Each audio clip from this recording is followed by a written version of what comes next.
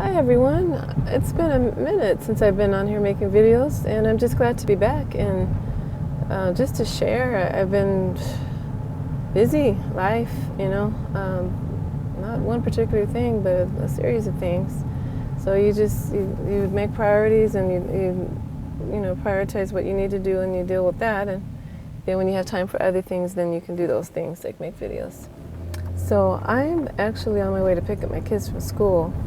But I just wanted to come on here and share something that God is doing in my life. Like I've been taking some time just to really get with Him and hear from Him and get direction for my life. I don't really set out to make resolutions every year. I used to, before I knew better. But what I do now, and I heard a friend of mine say that she's making goals, and I've heard others say they're making goals, which are, these resolutions are goals, but resolution sounds so final, like it's so resolute, like I've decided, I'm doing this, and there's no wavering, I'm not going to turn and waver from what I've decided to do. Yet, I think when things are too rigid and we make put those types of demands on ourselves, it puts a lot of stress on you. And if you don't meet that goal or that resolution, whatever it is, then you tend to, at least me personally, I'm really hard on myself. I think I'm my worst critic, A lot of people are like that. So I think if you give yourself that flexibility to bend, and because we have a plan, but we have to remember that God has a plan, and that His ways are higher than our ways, His thoughts are higher than our thoughts. And when you submit your plan into what His is, you ask Him to line up your will with Him and what it is that He desires to do in your life, then things start to happen. And they happen in a way that you may not expect. And I think that's where I'm at right now. I had this big old plan mapped out for my life, where I wanted to be, where I thought my children and I would be at this stage in my life, and it hasn't happened. I'm 41 years old, pushing 42, and I'm not where I thought I would be at all, nowhere near. And I wonder if I even, I had some idea where I thought I wanted to be. But it hasn't happened. And do you give up on that vision, that thing, because it hasn't happened? And here's the cool part. These are things that I thought God wanted for my life. I thought this is where He wanted me to be. But how many of you know that He just gives you pieces of the pie, just pieces of the puzzle? And He only reveals so much, because, and I've heard this said before, if He gave us all of it, even financially or whatever it is that we need, if He gave us all of it, would our dependence really lie on Him, or will we feel that our needs are met? Because I've been in that situation. I'm there now. I'm going through one of the greatest tests I've ever gone through, big storm, and it seemed like He wasn't delivering me from it. But yet every month when I look back, I'm like, Lord, we got through it. We made it. We had what we needed, and it was enough. It may not be more than enough, but it was enough. And sometimes you're in that land where it's just enough.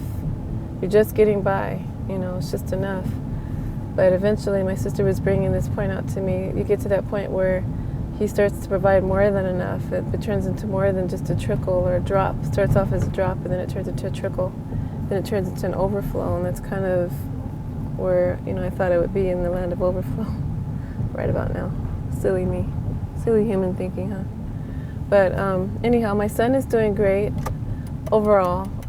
He's cancer-free. It's been 3 years and he's still cancer-free, and I praise God. I give Him the glory for that, for giving the doctors the wisdom and knowledge of what to do to handle him or his situation, and even knowing when to take him off of certain medications, because how many of you know that medication can fix one thing but can damage so many others? And that's what was happening with him. His organs have literally taken a hit. And from being on some medications for so long, the chemo and the radiation, but then just maintenance medications, Thankfully, he's on a blood pressure medication now. His blood pressure is good, but he's on one that protects his kidneys. He was diagnosed in December with chronic kidney disease, stage 3. So, you learn with life. You take a beating, and then you take another hit, and you just get up, and you just have to keep going. I had a dream once, and I shared it on here before, that I met this older guy, and he was walking, and I found this escalator, and I was going up the escalator, And this guy joined us. I don't even know who the guy was. And I'm just going to back up, you guys. And the guy asks him, hey, is she going to make it? He and the old man were walking ahead of me on the escalator. And he pointed at me like, I'll show you when I park. When I finish parking. Okay. Almost done. Sorry, guys, I got to focus here. I don't want to ram the curb. Okay. So he pointed like this. He said, hey, is she going to make it? And the old man said, yeah, if she keeps moving, she's going to make it. So, and the Lord's had to remind me of that. I knew who the old man was. It was the Lord. He's had to remind me of that time and time again, that I'm going to make it. I just have to keep moving. It's when you stop that you stop. When you stop, you look around you. You survey the scene, as they say in law enforcement. You survey the situation and you start to doubt. You start to look at what's happening and what's not happening. What you feel may never happen, what God promised you feel like sometimes it's never going to happen. And that's when you start to sink. So when Peter stopped, that's when he started to sink. When he stopped walking in the water.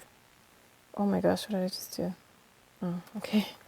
I got my computer out of the shop, but my computer has been in the shop forever. It was out of commission forever since August, and then it was in the shop since October, and I just got it out like a month ago, but still not fully, I'm having trouble with the keyboard, so.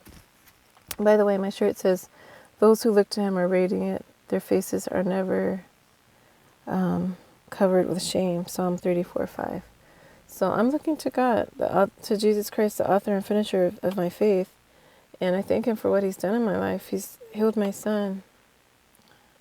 That's enough in itself. If he never did anything else, he died for me. And if he never did anything else, anyway, what more could I ask for? If, sometimes it feels like I'm going to live in a cardboard box, but because of the way life is, not able to work and stuff like that. But he always makes a way. He always provides. And, he's delivering me from looks, like how I look. I make videos some days because bad hair day or just a mess, just felt like a mess, looked like a mess.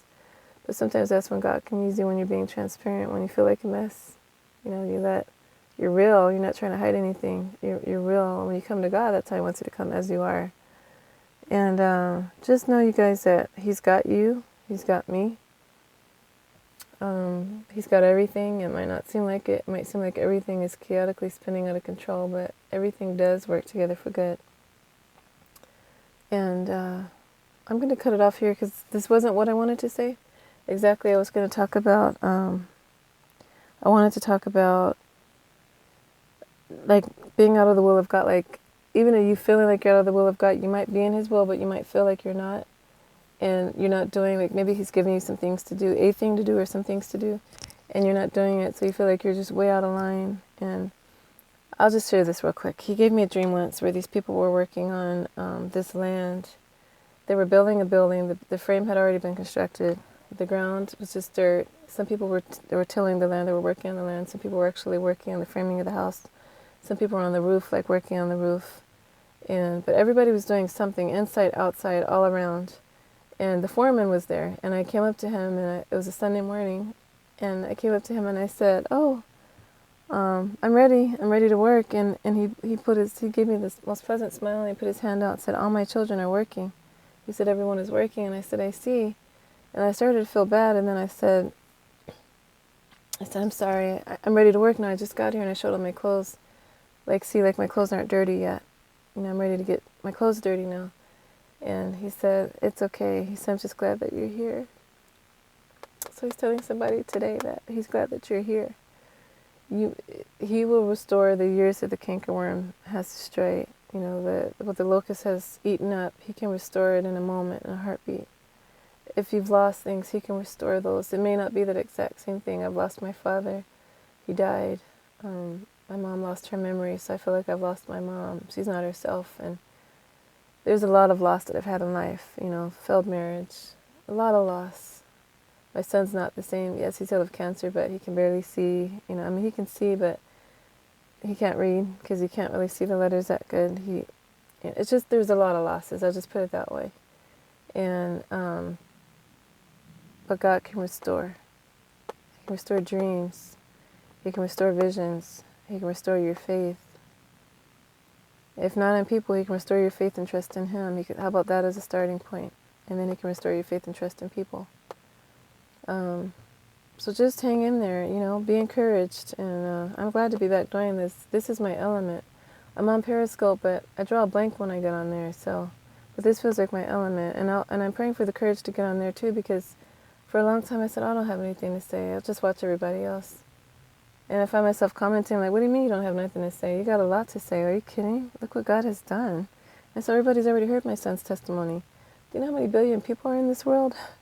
This is what I had to tell myself. So I'm actually working on my book right now. I got my laptop, and even though the keys are not working, I'm still proofreading, and I got a little scratch paper I've been using, and I'm just writing down notes where I'm going to make changes. And so just start wherever you are. Start. If it's working on a book, write a few lines a day, a few words a day. If you're researching for the book, research. If you're writing a movie, a few lines of the script a day. If you're starting a business, do some more research on how to get the business started. Whatever it is that He's given you to do, research grants, whatever the case may be, just do a little bit a day. If it's feeding the homeless, or make a few sandwiches, feed 1 or 2 people a day, or whatever it is to do, start right where you are with what you have, right where you're at. You don't have to wait till you're on the stage. God's giving you a stage. He's giving you a platform right around you. And that's where He wants you to start. So dream big, you guys. Start small. But you don't have to minimize the size of your dream because of where you're starting. You'll get there. Just keep moving. You'll make it if you keep moving. Thanks for watching and joining me today, guys. It's so good to be back.